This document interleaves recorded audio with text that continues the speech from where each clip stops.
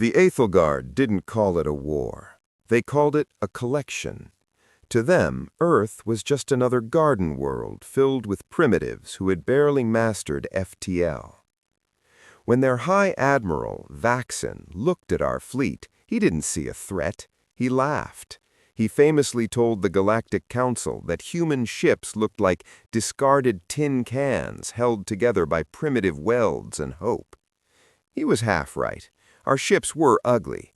They weren't built for parades or diplomatic galas.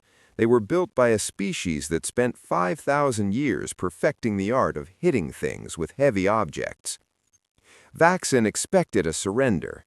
He expected us to weep at the beauty of his golden armada. Instead, he got to watch as the very laws of physics were weaponized against him.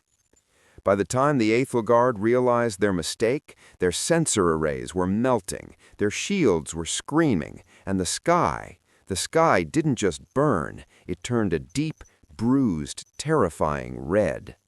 This is the story of how the tin ships broke an empire.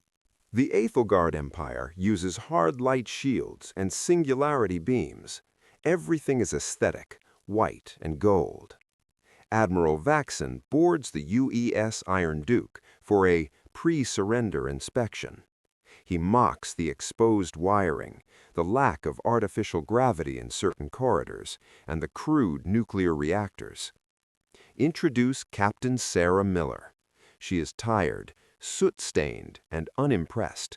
She gives Vaxen a final warning. Our ships aren't pretty because we didn't waste weight on the paint. I'd advise you to stay behind the moon. Vaxen leaves, laughing. He orders his fleet of 500 dread spires to jump into Earth's orbit to begin the harvest. Explain why the ships look like tin. Humans didn't have fancy shields, so we used ablative honeycomb armor and refractory ceramics. While the Empire used elegant energy beams, humans used railguns. Not just railguns, gigantic, ship-length electromagnetic accelerators that fire tungsten slugs at 2% the speed of light. Reveal the secret weapon, the Kasaba howitzer arrays. These are nuclear-pumped plasma torches. When fired in atmosphere or high orbit, they ionize the oxygen and nitrogen, turning the entire sky into a crimson furnace of radiation. The Empire opens fire. Their beams hit the human ships. The tin armor peels away, melting off in layers, but the core of the ships remains intact. The tin cans are designed to be sacrificed. Release the slugs! The sound design here should be heavy, the thrum of capacitors. The human ships fire. Elegant Aethelgard shields designed to deflect light are shattered by 20-ton chunks of metal moving at cosmic velocities. The Iron Duke takes a direct hit. Miller doesn't retreat, she rams, but before impact, she triggers the Red Sky Protocol. Thousands of automated tin drones detonate their nuclear payloads simultaneously. It's not a mushroom cloud, it's a focused beam of X-ray laser fire. Admiral Vaxen watches his perfect fleet get shredded by low-tech debris. His bridge crew panics because their sensors can't handle the sheer amount of kinetic energy in the air. The Aethelgard fleet is reduced to drifting gold leaf.